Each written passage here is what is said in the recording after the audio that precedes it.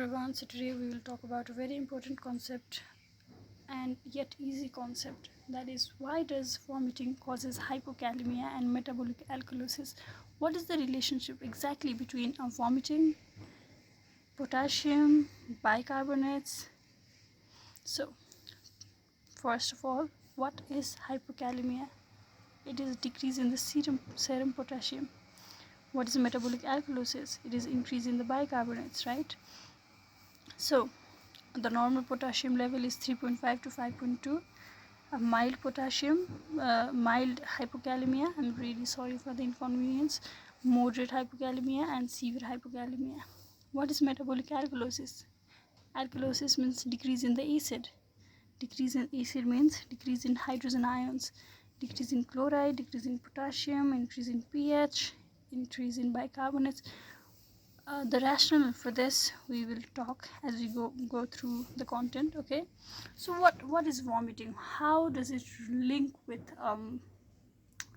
acidosis, alkalosis, potassium and all? So we will talk about that. I really hope I can make you understand. So let's go. Vomiting is retrograde expulsion of gastric content. What is in your stomach you expel out from your mouth, and that is forceful. Okay, forceful retrograde expulsion of gastric content. What is in the gastric? What is in the stomach? Hydrochloric acid, gastric juice, hydrochloric acid. What is hydrochloric acid? It is an acid. What is it made up of? Hydrogen and chloride.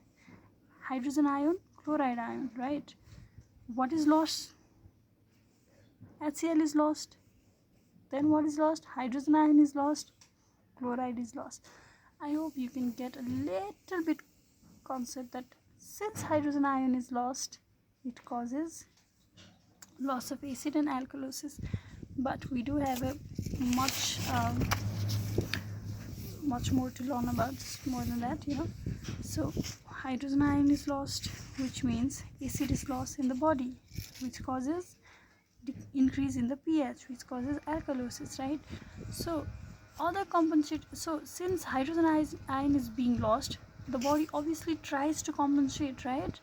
So how does it try to compensate? From the cell, hydrogen ion comes out of the cell to the blood, and to compensate this, the potassium from the blood goes inside the cell. Hydrogen ion is lost. To compensate this, hydrogen ion comes outside the cell, outside from the cell to the blood, and then to compensate this, potassium goes inside the cell from the blood. And then I question myself, okay, I mean, positive ion, but sodium is more of a intracellular ion. Like why does sodium not go inside the cell? Why not hyponatremia? Why hypokalemia? Then okay, so what happens is the cell membrane is more permeable to potassium. It is more welcoming to the potassium than sodium, because sodium has a lot of sodium gated channels and all. So it is easy for potassium to enter the cell. That's why it is mostly hard for sodium to enter the cell. So that's why in loss of hydrogen ion from the cell, the potassium ion goes inside the cell, which causes potassium shift from blood to the cell, which causes hypokalemia. Also, like what happens if sodium goes inside the cell? Wherever sodium goes, water follows the sodium. Then what happens? Sodium goes inside the cell, water also goes inside the cell might swell up, the cell might die. So sodium is no. Sodium, you stay in the blood, you don't have to do anything, you just stay in the blood. Potassium will do. Okay, the potassium, he did a good thing, right? He compensated for hydrogen ion. But what about in the blood? What it causes? It causes hypokalemia. And what is the role of potassium? I know we are most familiar with potassium being the main ion of heart, right? But it also has a role in intestinal motility. So decrease in the hypokalemia means decrease in intestinal motility, means decrease in the peristalsis. Okay, decrease in peristalsis, which will result in paralytic ileus, constipations, decrease in bowel sound, right? So in the heart, what potassium does is obviously it causes palpitations and irregular pulse and all. Okay, not all. We never give this vague answer. It causes palpitation, it causes irregular pulse, it causes hypertension. Along with that, it causes few ECG changes. And what are they? They are flat T wave, PQRS, T. Where's the T? There's no T. Flat T wave. There is a presence of abnormal U wave, and there is ST depression. Okay, so where was I? Hydrogen is expelled out to compensate hydrogen from outside the cell. To compensate the hydrogen ion outside of the cell, the potassium goes inside of the cell, which causes hypokalemia. And what does chloride do? Now, what's the role of chloride? Like, what happens if you lose chloride? So chloride has a role in kidney.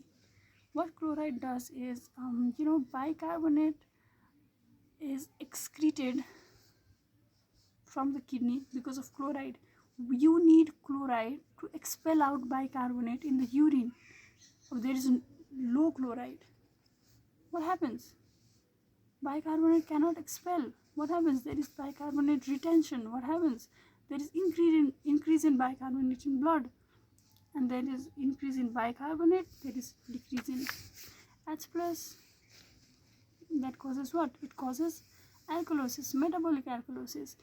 And there is decrease in potassium, which causes hypokalemia. Okay, so aggregating all these concepts, I can explain you in just one line. What happens? Hydrogen ion is lost. To compensate this, hydrogen ion comes out of the cell. To compensate that, potassium goes inside the cell, causing hypokalemia. And chloride is lost, and chloride is necessary for bicarbonate expulsion, but there is no chloride, so bicarbonate retention. And what happens? Increase in the bicarbonate in blood, which causes increase in bicarbonate, decrease in H plus ion, which causes alkalosis, and there is decrease in potassium, which causes hypokalemia. So let's see, let's connect the dots. So what exactly is happening in metabolic alkalosis? Increase in bicarbonate, decrease in H plus, decrease in Cl minus, decrease in potassium, increase in pH. So this is it. I hope you got the concept of it.